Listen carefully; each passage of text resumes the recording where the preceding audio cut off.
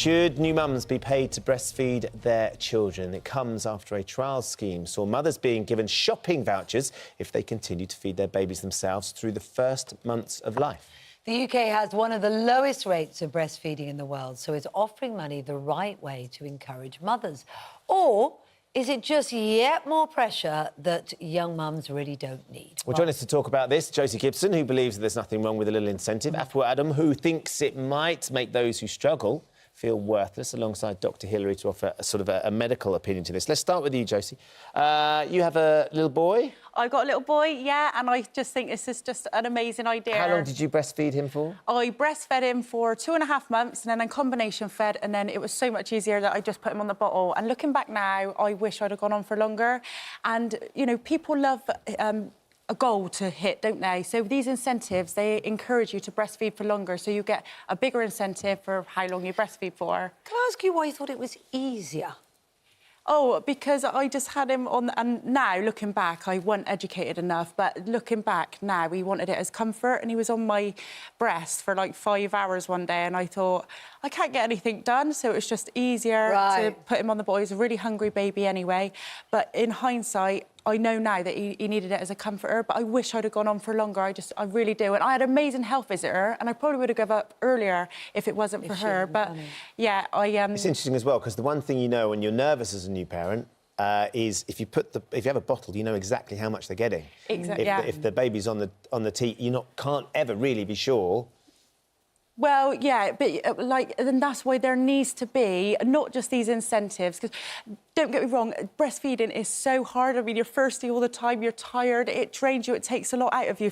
So for someone to just come round and go, you've done really well, you know, here's an incentive, go and treat you and the baby, would be just so lovely, because you think everything's fighting against you at the time. So. But what about if the money was used to pay for someone to come round to you and say, actually, he's just taking in the mick now. He's using you for 5 hours to snuggle up. So bring him off and help educate you. Wouldn't that be a better use of the money? Because actually, when you do get past the early stages of breastfeeding, which are, I mean, it depends on who's who. I wouldn't want to say the same for everybody, but it's pretty painful initially and uncomfortable. Oh, yeah. And people don't tell you that, do they?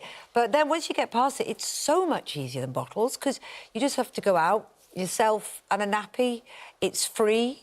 You make it yourself. There's a lot of good. There's a lot of good stuff about it. I think that would be a better use of the money. Rather than give people shopping vouchers, is that we should be investing this money into, first of all, making it easier for breastfeeding mothers to continue if they want to continue, to have more support for women at the start, because it can be difficult at the start. Yeah. You know, I found it very difficult for lots of health reasons. I had a difficult birth.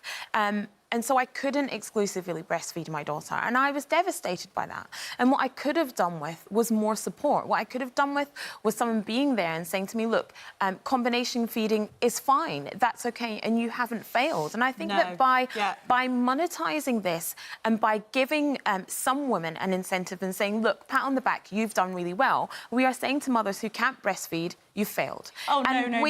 And the thing is, new mums have so much pressure on them. You've got to snap back to your pre-baby body. You've got to get this item, you've got to get that item. I mean, I think that by putting more pressure on women and saying, look, hit these targets, you can get so much of shopping vouchers if you breastfeed your baby for 6 months. If you can't breastfeed, you shouldn't be penalised. There's no way you should be penalised. But this is a way of marginalising those women who already might feel terrible about not doing it. And what about these breastfeeding banks? But what about the women who choose not to? Well, we're also saying to them, you're not good enough. OK, well, if you've got these breastfeeding banks... Jess, let's bring Hilary in on this, because, of course, Hilary, as Kate said when we came in, the UK is one of the lowest rates of breastfeeding.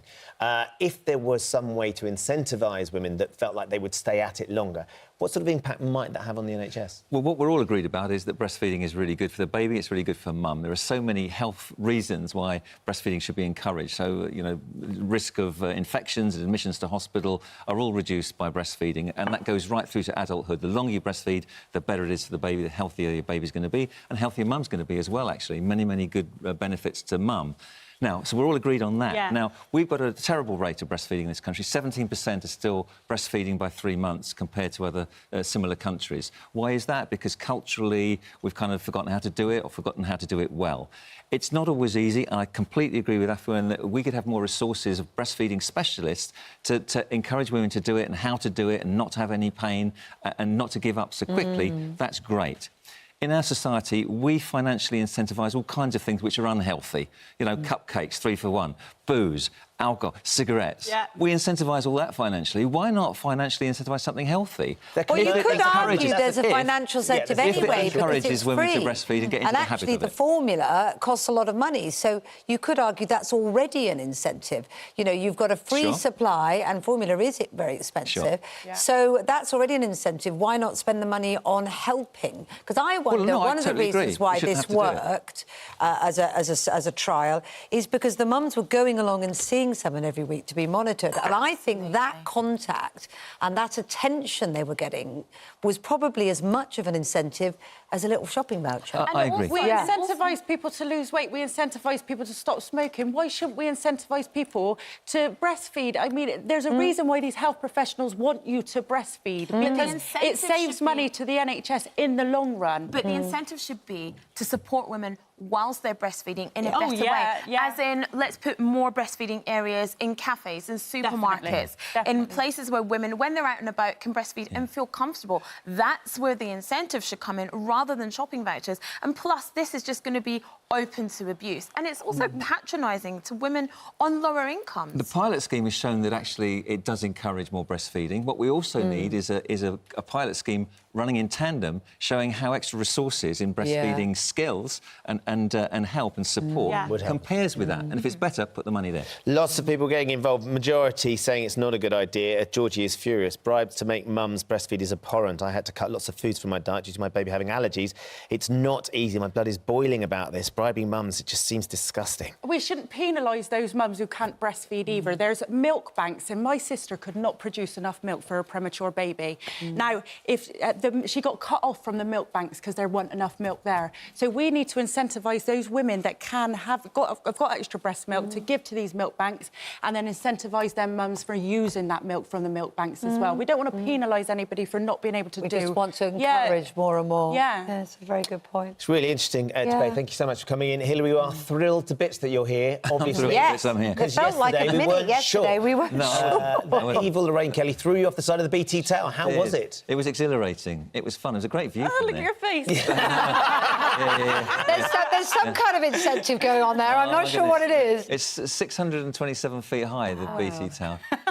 But the Marines, I was in good hands in the Marines, and it felt safe halfway down. And why did you do it, Hilary? Was it because you'd crossed Lorraine and she'd had enough of you? Yeah, what was going on? She's trying to get me out off the programme. It was for a very good cause, Royal Marines Charity, who work in very close association with BT. BT employ a lot of ex-Marines. Right. And it's certainly Openreach, particularly, about 4,000 employees.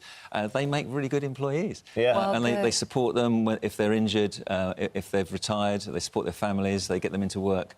So it's a really good association, and it was a privilege to do that. It's the second time they've allowed abseiling down the BT Tower. Yeah, I mean, the second time. Which used to be the highest of course. building it's in that London. bit where you go over the top, though, isn't it? When you're not sure everything's connected. Is it really tied on? You start panicking. That's the brown trouser moment. You know what I mean? That's the medical term, Afua. That's the medical. Well, I did get to the bottom continent, so all good. That is a relief.